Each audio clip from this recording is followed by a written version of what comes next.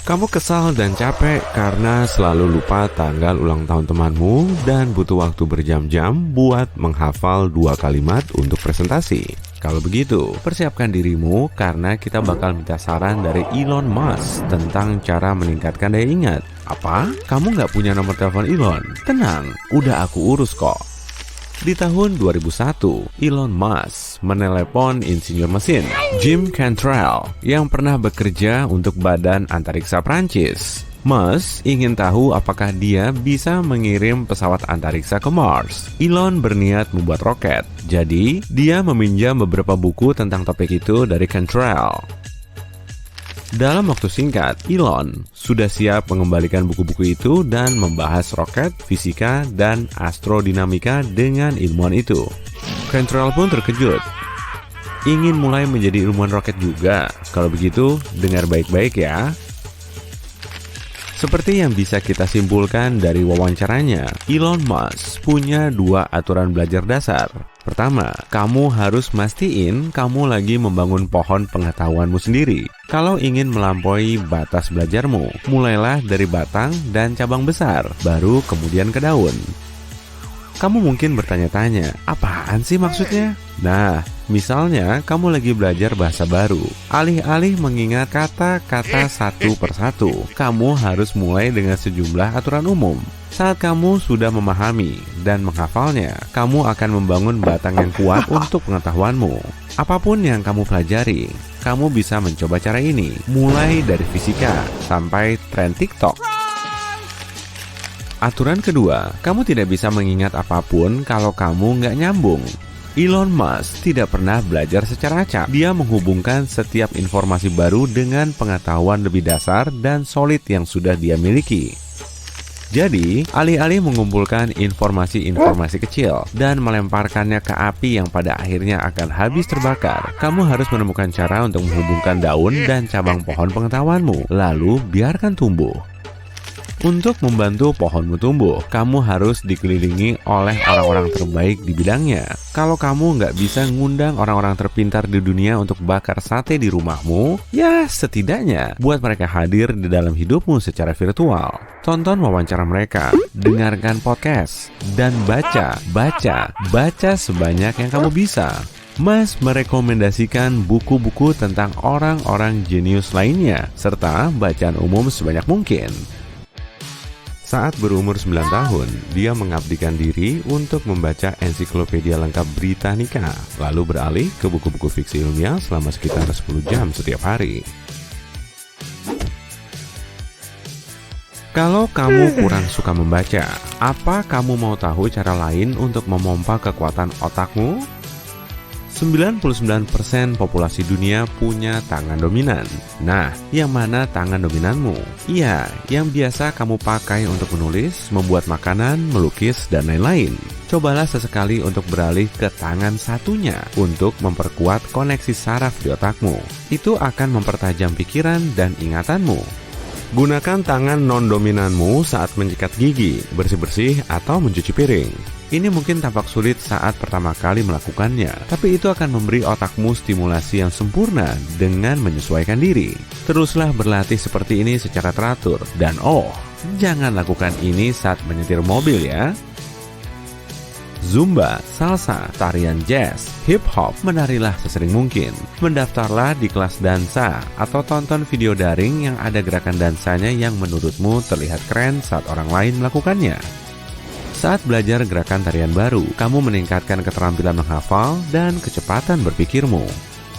Coba gunakan semua inderamu dalam kehidupan sehari-hari. Kunjungi pasar tradisional, bepergian, berkebun, membuat kue kering, membuat catatan di rapat, atau mencoba restoran baru. Apapun yang kamu lakukan, fokuslah pada sentuhan, pengecapan, penciuman, pendengaran, dan penglihatan pada saat bersamaan. Makin banyak indera yang kamu gunakan, bahkan untuk sesuatu yang kamu lakukan setiap hari, makin banyak pula kekuatan otak yang terlibat dalam menjaga memori itu. Bumbui kehidupan sehari-harimu, ambil rute baru ke tempat kerja, taruh kalendermu di sisi lain meja, atau coba jenis kopi baru. Perhatikan detail yang biasanya kamu abaikan. Apa kamu tahu ada berapa piring yang kamu punya di rak dapurmu sekarang? Hitunglah, atau hitung jumlah tangga yang kamu naiki atau turuni setiap hari. Selain itu, cobalah mandi dengan mata tertutup. Melakukan sesuatu menggunakan indera peraba akan memberi sinyal ke otakmu tentang hal itu dan memberikannya latihan yang baik. Masih butuh saran lain? Pada 2013, psikolog dari Universitas Negeri Montclair melakukan suatu eksperimen. Mereka menyimpulkan bahwa mengepalkan tangan kanan selama 90 detik membantu pembentukan memori. Kalau kamu melakukan hal yang sama dengan tangan kirimu, ini bisa meningkatkan daya ingatmu. Mereka meminta 50 orang dewasa untuk mengingat daftar panjang kata-kata. Percaya nggak percaya, mereka yang mengepalkan tangan bisa mengingat lebih banyak kata. Para peneliti meyakini bahwa mengepalkan tangan memicu area otak tertentu yang bertanggung jawab memproses memori. Apa kamu ingat nama cewek yang dikenalin temanmu di pesta ulang tahunnya bulan lalu? Atau montir baik yang pernah memperbaiki mobilmu? Kamu mungkin ingat wajah mereka, tapi tidak dengan namanya, karena nama tidak terlalu menggambarkan seseorang. Kalau kamu ingin lebih melatih otakmu untuk mengingat data-data penting, sebutkanlah dengan lantang. Ulangi semua hal yang baru saja kamu pikirkan, baca, atau dengar dengan keras. Itu akan memperkuat ingatanmu. Bacalah dengan keras. Baca kembali dengan periode waktu yang lebih lama, sekali setiap beberapa jam, setiap hari. Begitulah caranya menguasai data dan keterampilan yang rumit. Buat istana memorimu sendiri. Kembalikan memorabilia yang ada. Ini adalah salah satu teknik memori yang ampuh juga. Pilih tempat yang sangat kamu kenal, kampung halaman, sekolah, atau mungkin lemarimu. Pastikan kamu memilih sesuatu yang besar dan punya banyak detail. Misalnya, rumahmu. Sekarang, pikirkan rute yang melewati tempat itu. Kamu masuk lewat pintu depan. Apa yang kamu lihat selanjutnya? Dapurmu? Oke. Sekarang pilih tempat di mana kamu ingin menyimpan informasi yang ingin kamu ingat. Setiap tempat harus unik. Bisa berupa ruangan terpisah atau objek berbeda di ruangan itu. Sekarang, ambil selembar kertas dan gambar istanamu dengan setiap detailnya. Setelah selesai, tutup matamu dan visualisasikan gambarnya. Buka matamu dan bandingkan gambar yang ada di dalam pikiranmu dengan apa yang kamu punya di kertas. Teruslah berlatih sampai semuanya cocok sempurna. Bagilah informasi yang ingin kamu hafal menjadi beberapa bagian dan sebarkan ke seluruh istanamu. Jika kamu mencoba mengingat pidato di luar kepala, taruh kalimat pertamamu di keset dan selanjutnya kalimat demi kalimat di sekitar rumah. Buat sistem kode sendiri. Jangan cuma gunakan kata-kata dan angka. Angsa bisa menggantikan nomor 2 dan marching band bisa mewakili Maret. Cobalah untuk menemukan simbol yang membuatmu merasakan sesuatu yang bisa bergerak dan bersuara, apapun yang membantumu mengingatnya. Kunjungi istana memorimu setiap hari setidaknya selama 15 menit. Berjalanlah melewatinya seperti yang kamu lakukan saat tamasya museum. Tapi perhatikan baik-baik kali ini. Kamu bisa berjalan melalui semua rute atau fokus pada satu ruangan per hari. Tutup saja matamu dan pergi ke sana kapanpun ada waktu. Kamu bisa menggunakan istana yang sama berulang kali. Isi ulang tempat yang kamu pilih dengan informasi baru dan mulailah tur yang baru. Nggak cuma satu, kamu bisa menggunakan lebih dari satu istana sekaligus. Jangan gunakan GPS, kecuali saat menyetir lewat kota yang belum kamu kenal di malam hari tentunya, melainkan sesekali. Sebuah penelitian tahun 2013 menemukan bahwa selalu mengandalkan teknologi untuk memandumu menyebabkan bagian otak yang disebut hipokampus menyusut. Bagian ini bertanggung jawab atas memori spasial dan memindahkan data dari penyimpanan jangka pendek ke jangka panjang. Jadi, cobalah mencari cara untuk mencapai suatu tempat sendiri jika memungkinkan, atau setidaknya berangkat ke sana menggunakan GPS dan pulang dengan mengandalkan memori. Gunakan sumpit. Penelitian menunjukkan bahwa sumpit membantu menumbuhkan ekstensi baru sel saraf yang memungkinkan komunikasi antar sel otak. Jika kamu bukan tipe orang yang suka menggunakan sumpit, cobalah merajut, memutar pensil di antara jari, atau aktivitas jari lainnya. Semuanya punya efek yang sama pada sel-sel otakmu. Peserta yang hadir seketika terpukau melihat Tesla Bot meliuk-liukan tubuhnya di atas panggung. Robot ini dibuat untuk membantu manusia mengerjakan tugas harian yang monoton seperti belanja bahan makanan, bersih-bersih rumah, dan memotong rumput. Robot ini juga bisa menjalankan beberapa tugas sulit seperti memperbaiki mobil atau menata makanan. Tapi minusnya, robot ini gak akan mau melakukan semua tugas tersebut setiap waktu karena ia mengetahui aktivitas yang sedang dilakukan. Mobil Tesla punya sejumlah software terbaik di dunia dan dilengkapi dengan teknologi Artificial Intelligence WAH untuk melakukan navigasi dan kemudi otomatis. Selain tampilannya yang mewah, mobil ini nggak melepas bahan kimia beracun seperti mobil biasa. Mobil Sat-Set ini juga bisa terhubung ke ponsel untuk membantu pemiliknya melakukan banyak tugas selagi berkendara. Teknologinya sudah pasti super canggih dan performanya tahan banting. Selain sebagai perusahaan mobil, Tesla juga termasuk perusahaan software. Mekanisme kemudi otomatis mengambil data dari dunia nyata secara real time, lalu menguploadnya ke server. Jadi saat melaju di jalanan, mobil Tesla terus memperbarui peta dan kecerdasannya agar mobil lain juga bisa mengambil informasi terbaru, lalu menerapkannya saat melakukan kemudi otomatis. Nah, kalau mobil Teslamu melindas jalan berlubang saat mode kemudi otomatisnya diaktifkan, informasi ini akan tersimpan untuk memperingatkan pengguna Tesla lain. AI di dalamnya juga cukup andal dalam mengikuti rute dan menavigasi kemacetan. Para pejalan kaki di trotoar atau penyeberang jalan yang meleng juga bisa terdeteksi. Mobil ini juga bisa menyingkir dari sejumlah rintangan dan melakukan parkir sendiri di tempat sempit dengan menganalisis lingkungan sekitar. Seluruh sistemnya mengandalkan manusia untuk selalu terupdate, sehingga AI bisa memahami peristiwa yang terjadi. Singkatnya, gitu cara kerja Tesla Bot. Robot ini akan menjalankan tugas sehari-hari dan belajar dari kesalahan yang terjadi. Di dalamnya terpasang banyak kamera dan sensor untuk menyeimbangkan dirinya saat berdiri dengan dua kaki.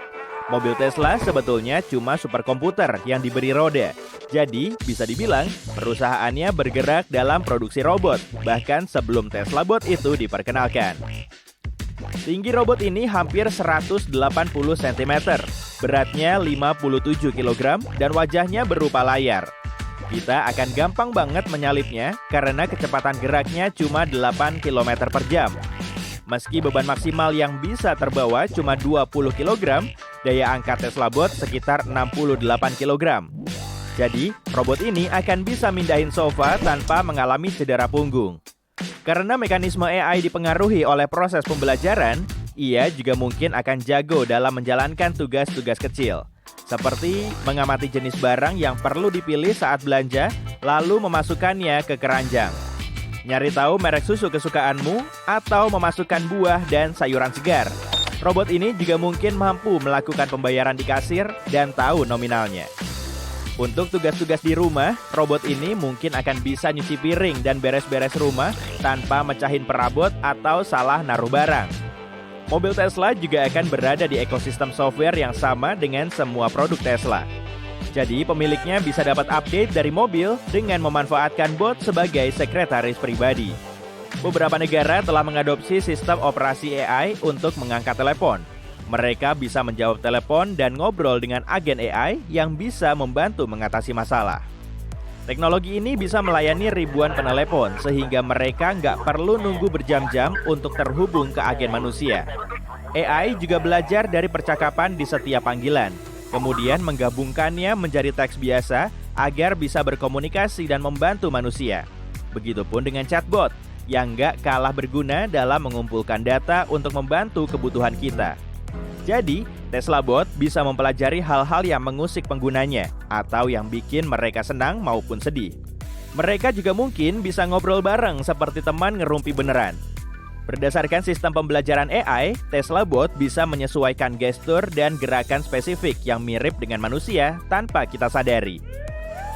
Investor yang tahu hal ini pasti akan rela merogoh kocek dalam-dalam untuk merealisasikannya. Tapi robot pembelajaran humanoid juga punya banyak kekurangan. Keberadaannya bisa mengancam keamanan siber karena robot ini bisa mengakses semua data dan kode rekening bank serta informasi sensitif lainnya.